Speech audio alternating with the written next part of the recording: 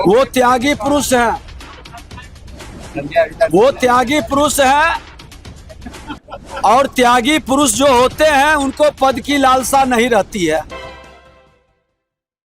नमस्कार, आप देख रहे हैं सिटी पोस्ट लाइव। आपके साथ मैं हूं श्वेता चौबे।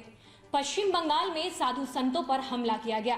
जी हां, आपको बता दें कि साधु संत मकर संक्रांति के अवसर पर गंगा सागर जा रहे थे। इसी बीच उन पर हमला किया गया और उनको बुरी तरह से पीटा भी गया।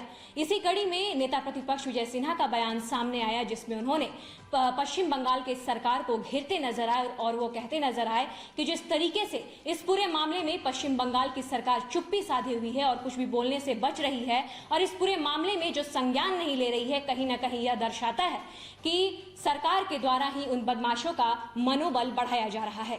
इसी कड़ी में उन्होंने यह भी कहा कि जिस तरीके से राजद के विधायक सनातन के धर्म और सनातन संस्कृति पर जो आपत्तिजनक टिप्पणी करते नजर आते हैं और कहीं ना कहीं वो मंदिर जाकर यह प्रार्थना भी करते नजर आते हैं कि उनके नेताओं को जेल जाने से बचाया जाए, तो और दूसरी तरफ यह जो आपत्तिजनक टिप्पणी करते नजर आते हैं तो यह उनका दोहरा व्यवहार दिखाया जाता है। और क्या कुछ कहते नजर आ रहे हैं विजय सिन्हा, पहले आप वो सुने। वो त्यागी पुरुष हैं, वो त्यागी पुरुष हैं। और त्यागी पुरुष जो होते हैं उनको पद की लालसा नहीं रहती है। अभय बहादुर ने फिर से भारतीय जनता पार्टी में आने जाने का जो रास्ता है हमारे केंद्रीय नेतृत्व ने स्पष्ट कर चुके हैं और उसके बाद अब कहने की जरूरत नहीं है। संयोजक नहीं बने नीतीश जी, इंडिया गठबंधन में नहीं बने,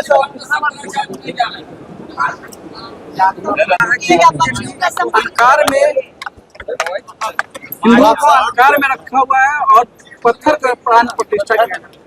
देखिए, राजद के लोग मानसिक तौर पर विक्षिप्त हो चुके हैं, घबराए हुए हैं। ये करप्शन भ्रष्टाचारी की जमात है और इन लोगों को लगता है कि अब जातीय जहर का लहर नहीं चलेगा।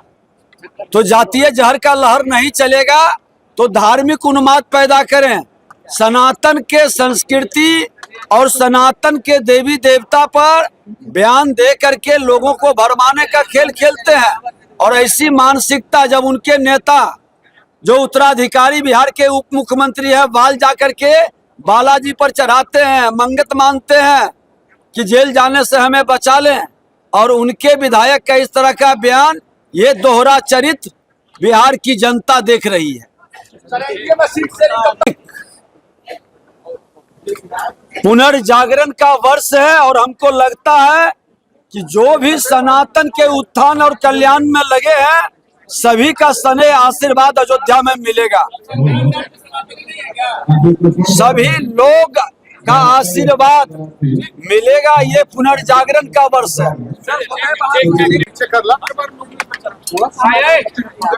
पश्चिम बंगाल में साधुओं पे हमला हुआ है, ताल भर के जैसा।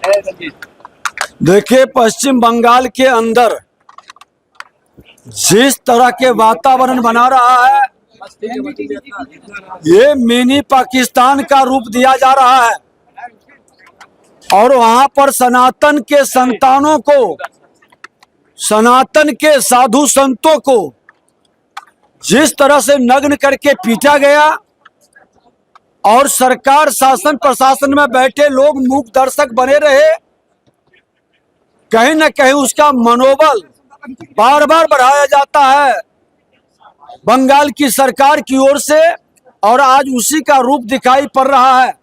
ये घोर निंदनीय है। वो मकर संक्रांति के अवसर पर गंगा सागर जा रहे थे और इस तरह की घटना बंगाल के अंदर ये पहली बार नहीं है।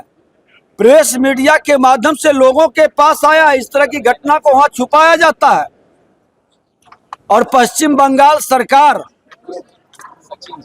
संज्ञान में इस तरह की घटना को नहीं लेती है। सनातन के संतान डरे सहमे हैं और इस तरह की घटना पर इमीडिएट कार्रवाई होनी चाहिए।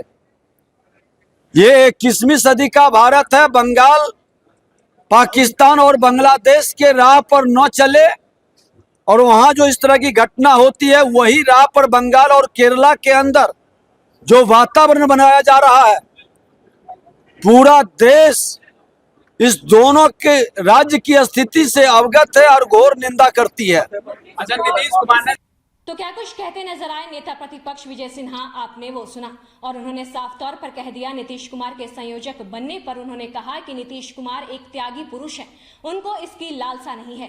और उन्होंने उनके बीजेपी में आने को लेकर कहा कि क्या कुछ कहा गया है इस पे हम ज्यादा कुछ टिप्पणी नहीं देंगे, और हमारे जो नेतृत्व हैं यानी भाजपा के जो नेतृत्व हैं उनमें क्या कुछ कहा जाए ये भी हम इस पर अभी कुछ इस पर कहने से हम बचेंगे और इस पर अभी कुछ भी कहना सही नहीं होगा। आने वाले समय में क्या कुछ निकलकर सामने आता है यह भी आपको बताया जाएगा।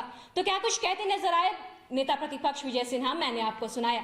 तो इस खबर में बस इतना ही। आसपास से जुड़ी तमाम खबरों से जुड़े रहने के लिए आप बने रहें सिटी पोस्ट लाइव के साथ, और साथ ही इस वीडियो को लाइक करें, शेयर करें और हमारे चैनल को सब्सक्राइब करना ना भूलें। धन्यवाद।